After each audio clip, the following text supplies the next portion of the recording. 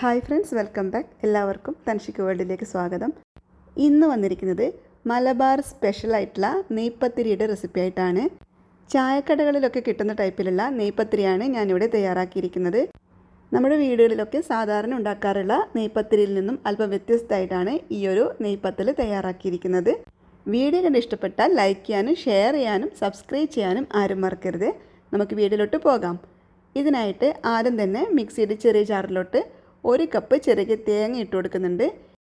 ഒപ്പം തന്നെ 2 ഏലക്കായും അതേപോലെ 1 ടീസ്പൂൺ പെരിഞ്ജീരകവും ചേർത്ത് കൊടുക്കാം. പിന്നെ ചേർത്ത് കൊടുക്കുന്നത് ചെറിയ ഉള്ളിയാണ്. 4-5 ചെറിയ ഉള്ളി ഇട്ട് കൊടുക്കാം. ഇതും കൂടി ചേർത്തിട്ട് ഒട്ടും തന്നെ വെള്ളം ചേർക്കാതെ ഇതൊന്ന് ക്രഷ് ചെയ്തെടുത്തിട്ട് വരാം. അങ്ങനെ ഒത്തിരി അരയേണ്ട ആവശ്യമൊന്നുമില്ല, ജസ്റ്റ് ഒന്ന് ക്രഷ് ചെയ്തെടുത്താൽ മതി. ഇതിവിടെ മാറ്റി വെക്കാം. അടുത്തതായിട്ട് ഒരു പാൻ അടുപ്പിൽ വെച്ചിട്ട് അതിലേക്ക് 3.5 കപ്പ് വെള്ളം ഒഴിച്ചു കൊടുക്കുന്നുണ്ട്.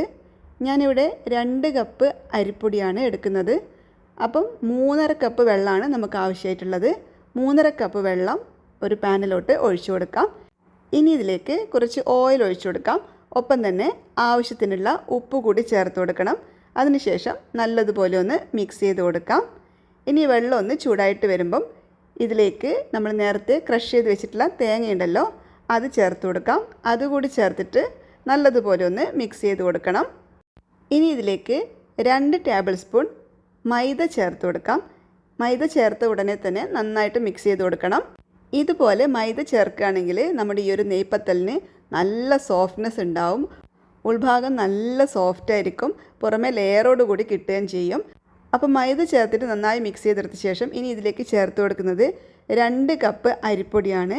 നമ്മൾ ഇടിയപ്പത്തിനും പത്തിരിക്കൊക്കെ എടുക്കുന്ന അരിപ്പൊടി ഉണ്ടല്ലോ, വറുത്ത അരിപ്പൊടി, ആ ഒരു അരിപ്പൊടിയാണ് ചേർത്ത് കൊടുത്തിട്ടുള്ളത്. അരിപ്പൊടി ചേർത്ത് കഴിഞ്ഞാൽ പിന്നെ കൈയെടുക്കാതെ ഇങ്ങനെ മിക്സ് ചെയ്ത് കൊടുക്കണം. വളരെ പെട്ടെന്ന് തന്നെ വെള്ളമൊക്കെ വറ്റിയിട്ട് നല്ലതുപോലെ തന്നെ ഇത് കട്ടയായി കിട്ടുന്നതായിരിക്കും. അപ്പോൾ നന്നായിട്ട് ഡ്രൈ ആവുന്നത് വരെ ഇതുപോലെ ഒന്ന് മിക്സ് ചെയ്ത് കൊടുക്കാം. ഫ്ലെയിം അധികം കൂട്ടി വെക്കണ്ട, മീഡിയം ഫ്ലെയിമിലിട്ടിട്ട് നല്ലതുപോലെ ഒന്ന് മിക്സ് ചെയ്തെടുത്താൽ മതി. അപ്പോൾ ഇത് കണ്ടല്ലോ, വെള്ളമൊക്കെ വറ്റി വന്നിട്ടുണ്ട്, നന്നായിട്ട് തന്നെ വെള്ളം വറ്റി വന്നിട്ടുണ്ട്. ഇത് മതി. ഈ ഒരു സമയമാകുമ്പോൾ നമുക്ക് സ്റ്റൗ ഓഫ് ചെയ്ത് കൊടുക്കാം.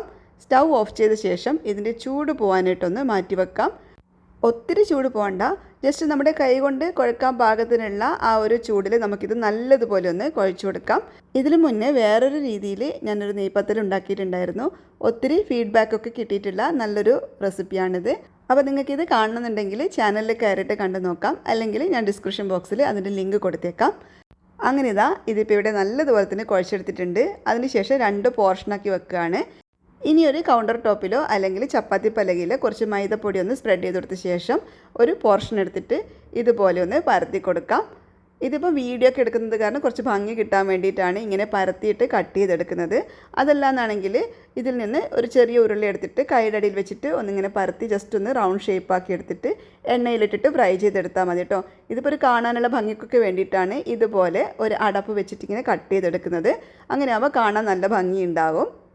ഇതിങ്ങനെ പരത്തിയെടുക്കുന്ന സമയത്ത് ഒത്തിരി തിന്നായിട്ടൊന്നും പരത്തണ്ട, അല്പം തിക്കായിട്ടാണ് പരത്തേണ്ടത്. അപ്പോഴായിരിക്കും കാണാൻ നല്ല ഭംഗി ഉണ്ടാവുക. ഉള്ളിൽ നല്ല തിക്കായിട്ടുള്ള സോഫ്റ്റ് ആയിരിക്കും, പുറമെ നല്ല ലെയറോട് കൂടി കിട്ടുകയും ചെയ്യും. പുറമെ നല്ല ലെയറോട് കിട്ടാനായിട്ടാണ് നമ്മൾ മൈദപ്പൊടി ചേർത്ത് കൊടുക്കുന്നത്. അപ്പോൾ ഇതിങ്ങനെ നല്ലതുപോലെ കട്ട് ചെയ്തെടുത്തിട്ടുണ്ട്. ബാക്കിയുള്ള ഈ ഡോ വെച്ചിട്ട് നമുക്കിതുപോലെ തന്നെ പരത്തിയിട്ട് കട്ട് ചെയ്തെടുക്കാം കേട്ടോ. അതിനുശേഷം ചൂടായ എണ്ണയിലിട്ടിട്ടൊന്ന് ഫ്രൈ ചെയ്തെടുക്കാം. എണ്ണ നന്നായിട്ട് ചൂടായതിന് ശേഷം വേണം എണ്ണയിലോട്ട് ഇട്ട് കൊടുക്കാനായിട്ട്. മീഡിയം ടു ഹൈ ഫ്ലെയിമിലിട്ടിട്ട് തന്നെ നമുക്കിത് ഫ്രൈ ചെയ്തെടുക്കാവുന്നതാണ്. തിരിച്ചും മറിച്ചു വിട്ടിട്ട് നല്ലൊരു ഗോൾഡൻ ബ്രൗൺ കളറാവുന്നത് വരെ ഇതൊന്ന് ഫ്രൈ ചെയ്തെടുക്കാം. ഇതിങ്ങനെ ഒന്ന് പ്രസ് ചെയ്ത് കൊടുക്കുന്ന സമയത്ത് നന്നായിട്ട് പൊങ്ങി വരും കേട്ടോ. നല്ലതുപോലെ തന്നെ ഇങ്ങനെ പൊള്ളിച്ച് വരും. അപ്പോൾ നല്ല ലെയറായിട്ടുണ്ടാവും. അപ്പോൾ അതുകൊണ്ട് നന്നായിട്ട് ഇങ്ങനെ പ്രസ് ചെയ്ത് കൊടുത്തുകൊണ്ട് ഫ്രൈ ചെയ്തെടുക്കണം. ഇത് നമ്മൾ എടുക്കുന്ന പാത്രത്തിനനുസരിച്ചിട്ട് നമുക്ക് അതിലോട്ട് കുറേ നെയ്പത്തലിട്ടിട്ട് ഫ്രൈ ചെയ്തെടുക്കാം കേട്ടോ. ഇതിൽ തന്നെ ഇപ്പോൾ 2 എണ്ണം ഇട്ടിട്ടൊക്കെ ഫ്രൈ ചെയ്തെടുക്കാം. ഞാൻ ജസ്റ്റ് കാണിക്കാൻ വേണ്ടിയിട്ട് ഒരു നെയ്പത്തൽ മാത്രമാണ് ഫ്രൈ ചെയ്തെടുക്കുന്നത്. അങ്ങനെ ആദ്യത്തെ നെയ്പത്തൽ ഇവിടെ തയ്യാറായിട്ടുണ്ട്. ഒട്ടും തന്നെ എണ്ണയൊന്നും കുടിക്കാത്ത അടിപൊളിയായിട്ടുള്ള നെയ്പത്തലാണ് കേട്ടോ. ഇതുപോലെ ബാക്കിയുള്ളതെല്ലാം ഫ്രൈ ചെയ്തെടുക്കാം. അപ്പോൾ ഇതിൻ്റെ ഒരു കോമ്പിനേഷനായിട്ട് ഞാനൊരു ഉരുളക്കിഴങ്ങ് ബാജിക്കറി കൂടി കാണിക്കാം. 2 ഉരുളക്കിഴങ്ങ്, മീഡിയം സൈസിലുള്ള ഉരുളക്കിഴങ്ങ് കട്ട് ചെയ്തിട്ട് ഒരു കുക്കറിലോട്ട് ഇട്ട് കൊടുക്കുന്നുണ്ട്. ഒപ്പം തന്നെ ഒരു സവാളയുടെ പകുതി കട്ട് ചെയ്ത് ചേർത്ത് കൊടുക്കാം. പിന്നെ ഒരു തക്കാളിയുടെ പകുതി കൂടി കട്ട് ചെയ്ത് ചേർത്ത് കൊടുക്കുന്നുണ്ട്.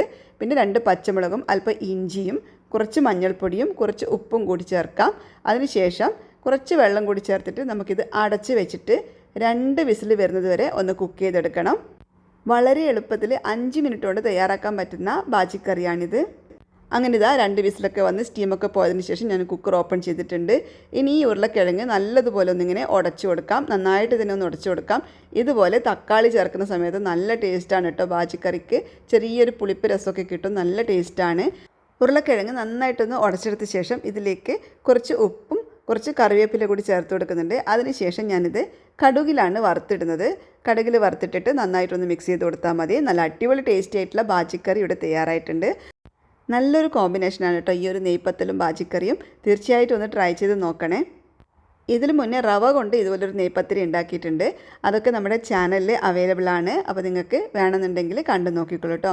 അപ്പോൾ ഇത്രയേ ഉള്ളൂ. നല്ല ടേസ്റ്റി ആയിട്ടുള്ള നെയ്പ്പത്തലും ബാജിക്കറിയും ഇവിടെ തയ്യാറായിട്ടുണ്ട്. ബ്രേക്ക്ഫാസ്റ്റ് ആയിട്ടോ ഈവനിങ് സ്നാക്കായിട്ടോ എങ്ങനെ വേണമെങ്കിലും നമുക്കിത് കഴിക്കാവുന്നതാണ്.